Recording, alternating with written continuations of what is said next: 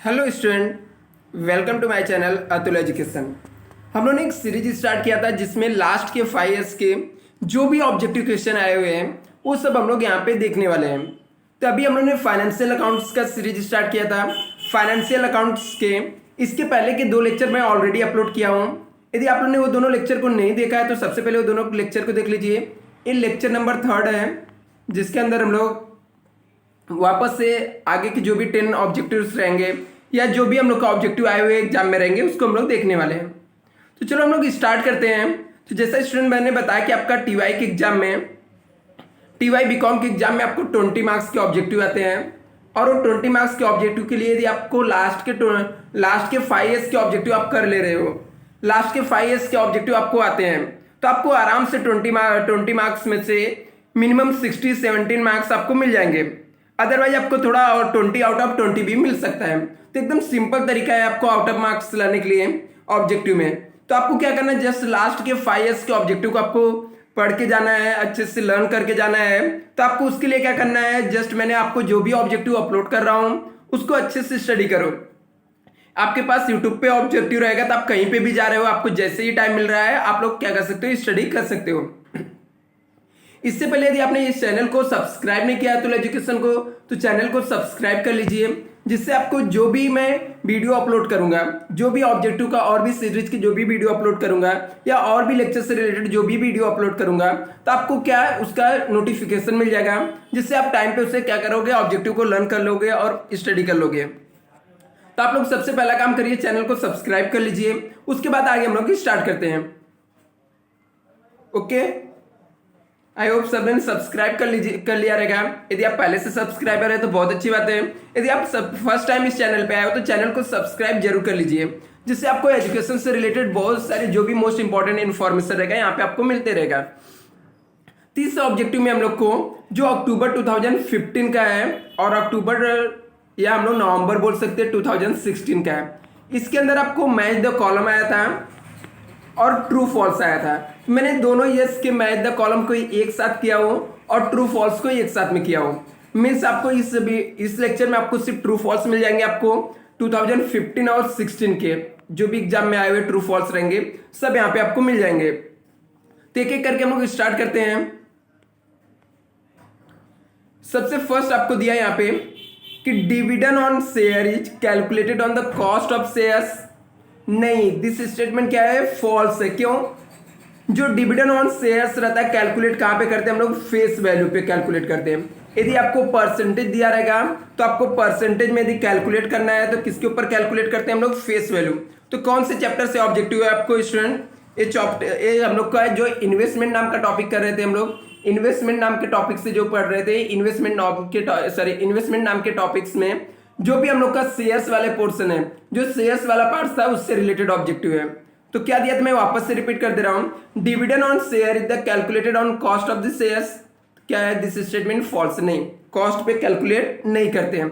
एक किसके ऊपर कैलकुलेट करते हैं, फिर डिविडेंड हम लोग कैलकुलेट करते हैं फेस वैल्यू पे दिए आपको कैलकुलेट करना रहेगा। तो dispute income tax liability the contingent liability true है, क्योंकि कंफर्म नहीं है कि वो लायबिलिटी इन फ्यूचर में होने वाली है हमारा, या लायबिलिटी फ्यूचर में मेरी होगी या नहीं होगी। ठीक है, तो ऐसी लायबिलिटी जो इट में भी फ्यूचर में हो भी सकती है, नहीं भी हो सकती है, तो उसे हम लोग क्या बोलते हैं, कंटीजेंट लायबिलिटीज। दिस स्टेटमेंट क्या है, ट्रू है। तो हम लोग को क्या चल रहा है, डिस्प्यूट चल रहा है इनकम टैक्स से।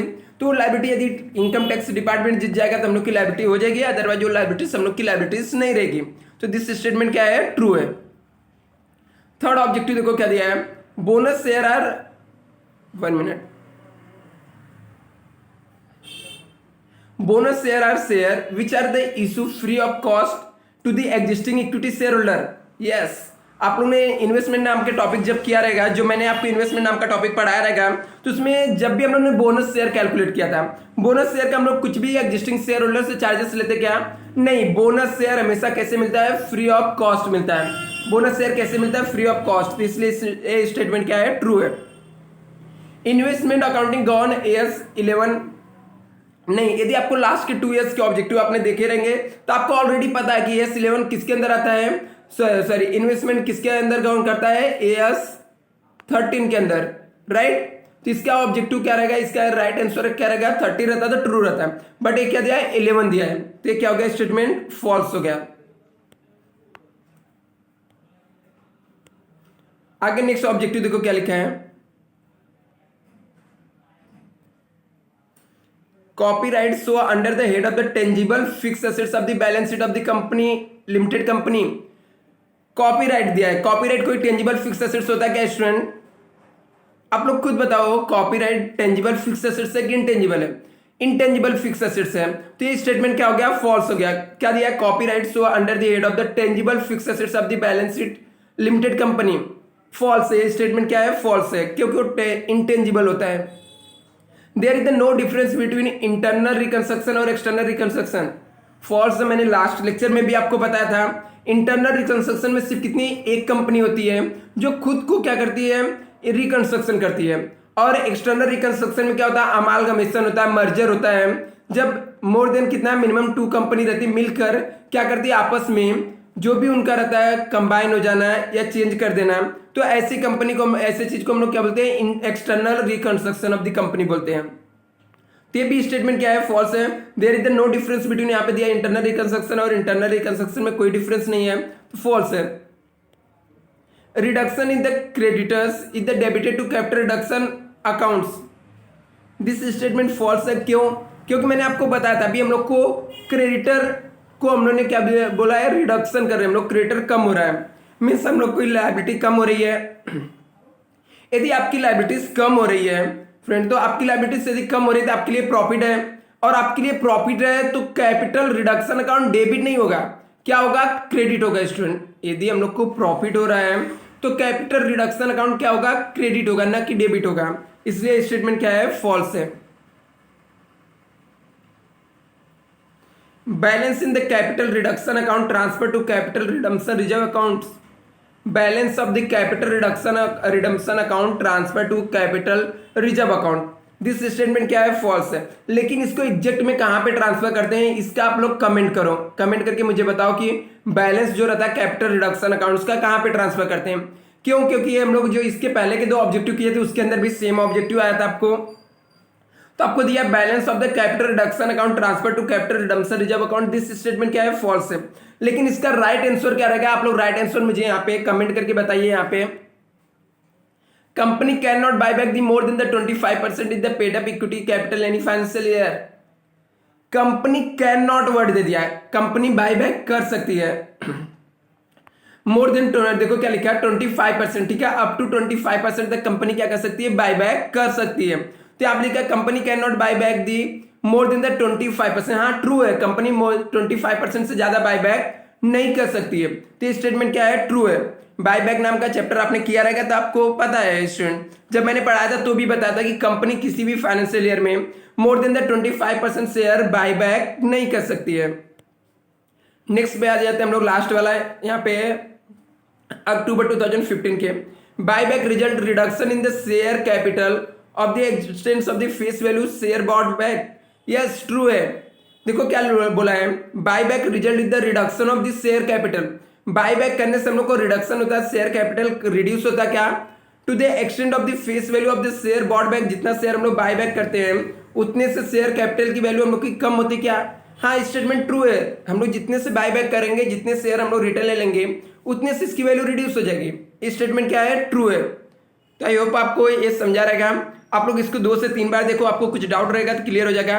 अभी कंप्लीट नहीं हुआ, अभी हम लोग नवंबर 2016 के भी देखने वाले हैं यहाँ पे जो भी ऑब्जेक्टिव है, तो हम लोग नवंबर 2016 के ऑब्जेक्टिव के ट्रू फॉल्स देखते हैं। इसके मैच द कॉलम जो है नेक्स्ट वीडियो में आपको बताने वाला हूँ, नेक्स्ट लेक्चर में आपको बताने वाला हूँ मैच द कॉलम जो अक्टूबर 2015 और नवंबर 2015 में आया था। तो चलो स्टूडेंट हम लोग देखते हैं, आगे कंटिन्यू करते हैं। क्या लिखा है यहाँ पे, sale proceed of the sale of the right entitle to credit the profit and loss accounts, yes क्या दिया यहाँ पे कि हम लोग ने राइट शेयर, हम लोग के हिस्से में जितना शेयर आया था उसका जो पार्ट्स हम लोग ने सोल्ड कर रहे हैं, ठीक है, हम लोग किसी को सोल्ड कर दे रहे तो उसको हम लोग क्रेडिट करेंगे प्रॉफिट एंड लॉस अकाउंट्स में। हाँ, उसको इन्वेस्टमेंट अकाउंट में क्रेडिट नहीं करते, उसको कहां पे हम लोग क्रेडिट करते हैं प्रॉफिट एंड लॉस अकाउंट्स में क्रेडिट करते हैं, इसलिए स्टेटमेंट क्या है ट्रू है। आगे लिखा unclaim dividend so under the head of the other current liabilities of the balance sheet limited company, yes company ने डिविडेंड अनाउंस किया था, डिविडेंड्स दे रही है, और ऐसे में आपने अभी तक वो डिविडेंड नहीं लिया, ठीक है, क्लेम नहीं किया, अभी तक वो डिविडेंड नहीं लिया, तो कंपनी के लिए लायबिलिटीज बन जाती है। तो कौन सी लायबिलिटीज के हेड के अंदर आता है? अदर करंट लायबिलिटीज के हेड के अंदर आता है। कहां पे? जब आप बैलेंस शीट बना रहे हो लिमिटेड कंपनी का, उसके अंदर। तो दिस स्टेटमेंट क्या है? ट्रू है। ये स्टेटमेंट क्या है? True student. आगे नेक्स्ट ऑब्जेक्टिव देखो क्या दिया है। अभी तक आपने चैनल को यदि नहीं सब्सक्राइब किए हो तो सब्सक्राइब कर लो स्टूडेंट। आपको और भी बहुत सारे ऐसे इंपॉर्टेंट जो भी क्वेश्चन रहेंगे एग्जाम के टाइम तक मैं आपको यहाँ पे देते रहूंगा। आगे देखो क्या लिखा है।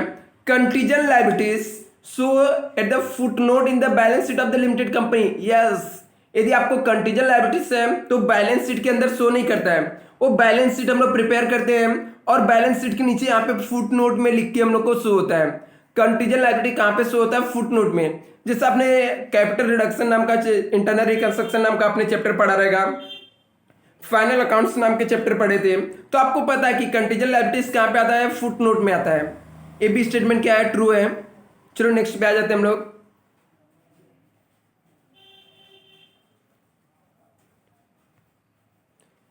देखो क्या लिखा है यहां पे। In personal investment accounting dividend receive on investment share post acquisition period credited to profit and loss account. क्या दिया? हम लोग ने इन्वेस्टमेंट सोल्ड करके डिविडेंड मिला, कब? पोस्ट एक्विजिशन पीरियड में। तो उसको कहां पे क्रेडिट करेंगे? प्रॉफिट एंड लॉस अकाउंट में क्रेडिट करेंगे। हाँ राइट है ना, प्रॉफिट एंड लॉस अकाउंट्स में ही क्रेडिट करेंगे, क्योंकि वो पोस्ट एक्विजिशन करने के बाद, खरीदने के बाद, ठीक है, प्री एक्विजिशन होता है, पोस्ट एक्विजिशन मीन्स खरीदने के बाद हम लोग को जो डिविडेंड मिल रहा है तो हमारे लिए कहां पे जाएगा? प्रॉफिट एंड लॉस अकाउंट्स में जाएगा।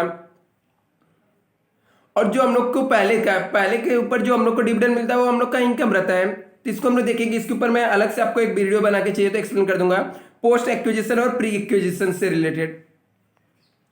आगे देखो क्या लिखा है यहाँ पे। In personal investment accounting long term investment at the end of the year valued at the cost price. ये ऑब्जेक्टिव आपको लास्ट टाइम भी आया था कि हम लोग क्या करते हैं, यदि लॉन्ग टर्म इन्वेस्टमेंट है तो उसको ईयर के एंड में किसके ऊपर वैल्यूएशन करते हैं? कॉस्ट के ऊपर वैल्यूएशन करते हैं। ये स्टेटमेंट क्या है? ट्रू है। ये लास्ट के 2 साल में क्वेश्चन कंटिन्यू पूछा था, आप लोगों ने लास्ट वाले वीडियो में यदि देखा रहेगा तो आपको पता रहेगा। आगे नेक्स्ट देखो ऑब्जेक्टिव आपको क्या पूछा है। Computer software show the under the head of the intangible fixed assets of the balance sheet. True है ना, कंप्यूटर सॉफ्टवेयर इंटेंजिबल ही रहता है। कंप्यूटर सॉफ्टवेयर की बात कर रहा है, computer software intangible balance sheet, sorry fixed assets है, बैलेंस शीट में शो होगा। यदि आपको इस सब का पीडीएफ चाहिए तो मुझे कमेंट कर दीजिए, और मेरे जो भी टेलीग्राम का चैनल अतुल एजुकेशन, आप सर्च मार के वहां पे ज्वाइन हो जाइए, तो वहां पे मैं आपको सेंड करते रहूंगा, पीडीएफ जो भी रहेगा वहां से आपको मिल जाएगा। आगे लिखा है internal reconstruction expenses are debited to capital reduction account of the balance sheet. क्या लिखा है? Internal reconstruction expenses debited to capital reduction account of the balance sheet of the limited company. Yes true है ना, मैंने आपको बताया था जब इंटरनल रिकंस्ट्रक्शन होता है कंपनी का तो जो भी एक्सपेंसेस होता है या जो भी लॉसेस होता है कंपनी किसको डेबिट करती है? कैपिटल रिडक्शन अकाउंट को डेबिट करती है। क्या लिखा है? Internal reconstruction expenses are debited to capital reduction account in the balance sheet of limited company. Yes, जब इंटरनल रिकंस्ट्रक्शन होता है तो कंपनी किसको डेबिट करती है? यदि कोई भी लॉस, कोई भी एक्सपेंस हुआ तो कैपिटल रिडक्शन अकाउंट्स को डेबिट करती है। ये स्टेटमेंट क्या है? ट्रू है। During the internal reconstruction there is no liquidation of the company. Internal reconstruction हो रहा है, एक कंपनी अपने आप को क्या कर रही है? चेंजेस कर रही है। कोई कंपनी बंद हो रही है क्या? यहाँ पे कोई कंपनी बंद हो रही है क्या? नहीं, बिल्कुल नहीं। यहाँ पे कोई भी कंपनी बंद नहीं होती, नो लिक्विडेशन। ट्रू है, जब इंटरनल रिकंस्ट्रक्शन होता है तो कोई भी कंपनी यहाँ पे क्लोज नहीं हो रही, बंद नहीं हो रही है, तो ये क्या है? ट्रू है स्टेटमेंट। आगे देखो क्या लिखा है। The partly paid up share can be bought back. False है, आप लोग को पता है बच्चा, मैं जितनी बार लेक्चर लिया था हर बार मैंने आपको बताया था स्टूडेंट, सिर्फ company fully paid up share ही बाय बैक कर सकती है रूल के हिसाब से, partly paid up share buy back नहीं कर सकते हैं। The partly paid up share can be bought back. False है स्टेटमेंट, कंपनी सिर्फ fully paid up share buy back कर सकती है।